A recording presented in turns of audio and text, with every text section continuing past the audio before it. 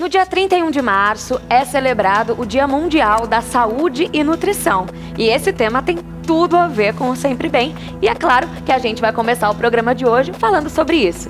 Por isso eu estou recebendo aqui a Andressa Fontes, que é nutricionista, a Jéssica Mourão, que é nutróloga, e a Susan Aquino, que é farmacêutica. Bom dia, meninas, tudo bom? Bom dia. Qual que é a relação entre a saúde e uma boa nutrição? Imagino que seja toda, né? Sim, a relação é total. Né? Uma boa alimentação repercute numa sua saúde integralmente. E o contrário da mesma forma. Você não se alimenta bem, o seu corpo começa a dar sintomas de que a sua saúde não está boa, né? Quanto mais bem nutrido você está, mais o corpo tende a funcionar bem, a dar sintomas de que a sua saúde está boa. Inclusive, vamos falar um pouquinho mais sobre isso agora com a ajuda aqui do nosso telão. Ó, então, começando pelo sabor, qual que é a característica em se tratando de um alimento natural? Perfeito, Bruna. Quando a gente pensa na amplitude que a gente tem de alimentos naturais, nós temos sabores diversos. A gente tem o doce, o amargo, o azedo. Isso faz com que a gente tenha um paladar adaptado a diversos sabores. Então, quanto mais natural a gente come, mais fácil é a adesão para os alimentos naturais também. Vamos lá agora para os alimentos naturais. Eles são ricos em nutrientes, certo? Isso, nutrientes e também não nutrientes. Então, a gente tem vitaminas, minerais, a gente tem fibra.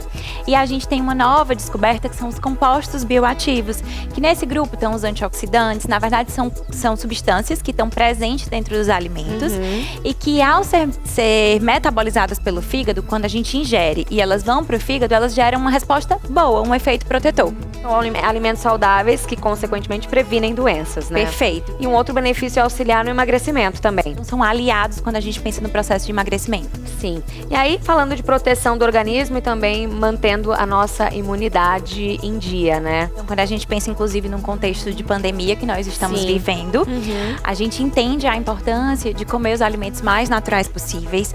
A gente sabe da associação de algumas vitaminas e alguns minerais específicos, né? Agora vamos pro oposto, vamos falar dos alimentos industrializados, ó. Quais são os principais malefícios e os perigos deles? Sódio. É muito difícil errar a quantidade de sódio quando é o sal de mesa que eu estou adicionando. Né? A gente tem essa percepção do sabor, mas quando a gente pensa em produtos industrializados, eu não estou visualizando. Às vezes é um produto que é doce e ele também é rico em sódio, porque o sódio ele é um acentuador de sabor. Muitas vezes até o produto é light e é rico em sódio, né? Exatamente. Então é o sódio que a gente não vê. E ele nem sempre está na forma do sal de cozinha, né? Tem as formas químicas de sódio, que elas são mais nocivas sim à saúde, principalmente o glutamato monossódico, que é um acentuador de sabor. Eles são extremamente utilizados na indústria, porque eles vão gerar mais palatabilidade. O que é isso? A aceitação do produto fica melhor. Fica mais gostoso, entre aspas. Isso. E aí a consequência do excesso de consumo de sódio, aumento de pressão arterial, problemas renais, arritmia e infarto. O que você tem para falar sobre isso, Jéssica? Então, isso é muito comum e pego muito no consultório. O paciente ele chega com a queixa de dizer: eu não sei porque eu sou hipertenso, eu não como tanto sal. Primeiro, porque ele não reconhece o erro real da alimentação dele. E segundo, porque tem esse sal oculto, como ela está falando, que ele não consegue quantificar. Então, ele acha que ele não acrescenta tanto sal assim, mas tem o sal que ele não calcula, né? Sim. E um outro vilão aqui é o açúcar, né? Isso. Tanto o açúcar adicionado, quanto o açúcar que está mascarado dentro dos alimentos e também o açúcar que a gente não reconhece, que são as farinhas refinadas, né? Que para o nosso organismo, elas são digeridas e se transformam em açúcar numa velocidade muito rápida. E isso tem uma associação direta com a diabetes. E aí tá falando da dependência do açúcar, o açúcar ele pode viciar mesmo, né? Sim, e aí ainda é muito mais marcante, porque o açúcar, ele reconhece, ele sabe ver uma boa parte do erro dele, mas ele não sabe parar, ele não consegue parar, né? Porque a gente fala muito que para parar a dependência do açúcar, você tem que cortar o açúcar. E isso é muito difícil, não é simples de fazer. Doutora, uma outra questão também, quando falamos de açúcares, é a questão da obesidade. Muitos pacientes que consomem aí o açúcar são obesos, não é isso? Exatamente. Uma consequência desse padrão alimentar é, primeiro, sobrepeso, a pré-diabetes, né, que a gente chama de resistência à insulina. Então, é como se o paciente viesse evoluindo numa historinha. Ganha peso e aí a gente tem a obesidade, aumenta o risco para diabetes, por último, doença cardiovascular e pode evoluir para câncer, né, outras patologias. Falar de gordura trans, que a gente vê muito, ouve muito falar, vê na embalagem, mas o que é de fato a gordura trans? Bom, é uma gordura que é formada durante o processamento industrial. Então, quando a gente avalia os alimentos naturais, a presença dela é mínima. Mas durante o processamento industrial, durante o aquecimento, essa gordura ela é formada e ela gera uma resposta altamente inflamatória para o nosso corpo, gerando como consequência dessa inflamação a desregulação, por exemplo, do colesterol, entre outros malefícios à saúde. Vamos sentar aqui na mesa, Andressa. Eu queria, Suza, que você falasse um pouquinho como é que funciona essa questão, por exemplo, do colesterol lá na Pague Menos. Você lida com as pessoas que chegam com essas dúvidas lá? Como é que é? Com certeza. Todos os dias chegam até a farmácia, gente, centenas de pessoas com essas doenças crônicas e degenerativas. E a gente percebe muito que muito disso é provocado pela má alimentação, né? Então a gente recebe aí, nós como farmacêuticos, nós recebemos os pacientes dos médicos, dos nutricionistas, e nós temos a última chance de fazer ali, no balcão da farmácia, com que eles possam aderir, de repente, ao tratamento que a doutora vai lhe dar, né? A nutricionista e até mesmo aquela ajuda, falar, não, coma melhor, faça aqui a sua nutrição de maneira adequada, né? Então nós temos isso, é diário no dia a dia. Olha, a gente vai ver agora uma matéria sobre uma outra questão que é bastante importante, que é como escolher os alimentos que a gente compra no mercado. Cris Campos, é com você. Olha só, eu tô aqui no mercado, que é onde a gente costuma fazer as compras, né? Mas será que a gente compra os alimentos saudáveis, aqueles que realmente vão dar nutrição pra gente? Acho que não, né? Por isso que eu tô aqui com a doutora Carize, que é nutricionista e veio as compras com a gente hoje, né?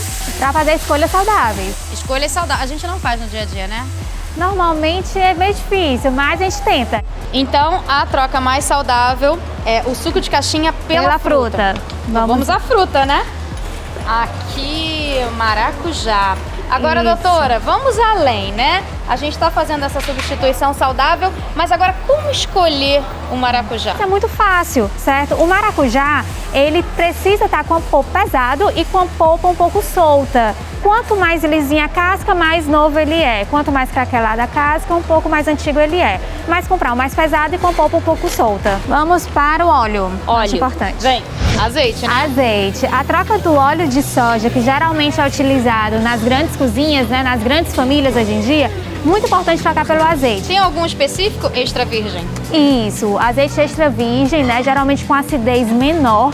Então você sempre compara a menor acidez entre eles, que vem sempre numa rotulagem atrás, tá? E a gente compra esse que tem menor acidez. Então, o açúcar é uma troca bem simples que a gente pode fazer do nosso dia a dia. Trocar o açúcar branco por um açúcar demerara ou o açúcar mascavo é uma troca simples, muito funcional e que faz diferença. O arroz integral, ou seja, quanto mais esse alimento ele for integral, mais quantidade de fibras e mais nutrientes ele tem e menos processo industrial ele passou. Então sempre a escolha vai ser pelo integral. As pessoas já comem a margarina há muito tempo e preferem até mesmo o sabor, mas aí é uma troca muito inteligente trocar pela manteiga. A manteiga, sem dúvida, ela é mais saudável do que a margarina. A carne branca, ela sem dúvida, ela é mais magra do que alguns cortes da carne vermelha, certo? Porém, a gente precisa também consumir a carne vermelha, porém não é em grande quantidade. Esse é o segredo, comer a carne vermelha em pequenas porções, em pequenas quantidades ao longo da semana. O importante é que essa carne seja bem vermelha, esse vermelho vivo, sem pontos escuros em sua composição, e também que ela seja firme. Quando você pegue ela seja firme, isso é muito importante. Obrigada, viu? Tchau! E aí, doutora, compras saudáveis? Feitas. Mas não basta só isso, né? Agora a gente também tem que armazenar da forma certa. Exato. Ladine, então vou fazer o seguinte, já que eu fiz as compras, vou passar pra você a bola aí de arrumar, hein?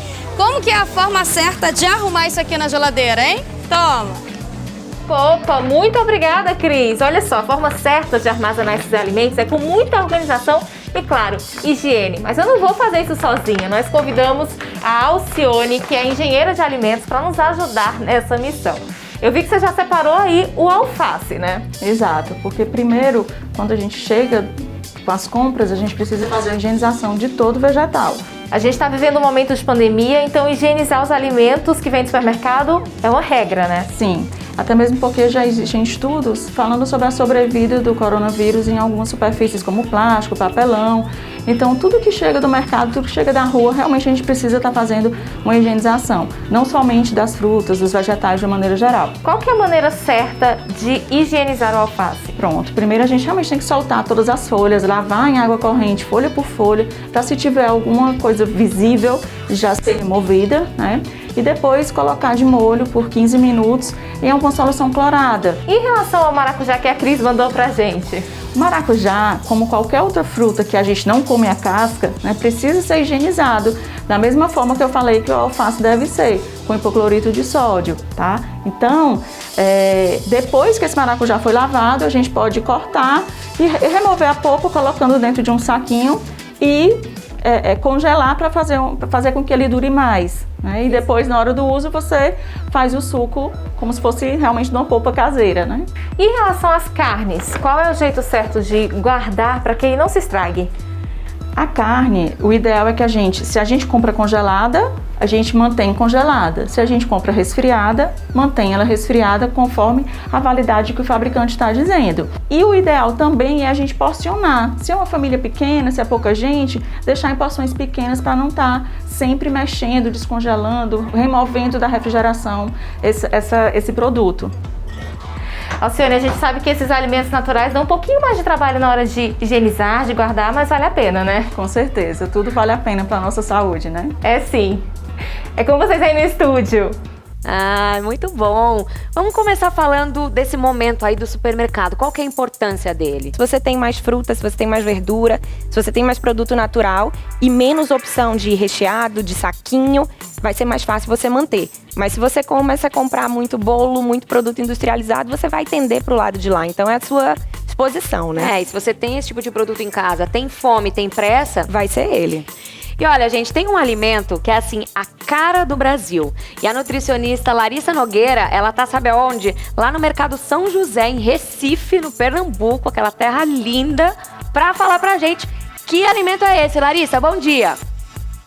Oi, Bruna, eu sou Larissa, nutricionista, e eu estou aqui no centro do Recife para falar sobre um alimento muito comum na mesa do pernambucano. Mandioca, macaxeira, aipim. Embora tenham diversos nomes, os benefícios são os mesmos. Nós vamos falar desse alimento que é fonte de carboidrato. Riquíssimo em fibras, favorece muito o funcionamento do intestino. Além disso, nós temos também 3 nutrientes muito importantes para o sistema imune: selênio, potássio e magnésio, que vão dar uma potencializada na imunidade. Esse alimento pode ser encontrado de diversas formas: cozido, frito, até mesmo em formas de purê ou farinha. E aí também podemos utilizá-lo tanto em dietas de ganho de peso, quanto em dietas de emagrecimento. O que vai variar é, de fato, a quantidade. E aí, Bruna, tem macaxeira aí? Tem macaxeira aqui, né? Tem macaxeira, tem aipim, tem mandioca, enfim. Tem tudo. E não só aqui, mas também para 700 milhões de pessoas que dependem da mandioca como fonte de energia e carboidrato. Então é muito bacana a gente saber disso, né? E mais uma vitamina que ficou de fora do que ela falou, que é a vitamina C, né? Fora os benefícios, digestão, imunidade e vários outros. Gente, para encerrar aqui esse papo, o que não pode faltar num prato completo nutricionalmente falando? Tem que ter uma mistura dos principais nutrientes, né? A gente precisa ter um pouco de carboidrato, a gente precisa ter uma boa fonte de proteína, a gente precisa ter uma mistura dos legumes, de saladas num contexto geral. Misturar tudo para ganhar de cada um a sua principal fonte proteica, mineral, vitamina, de tudo, né?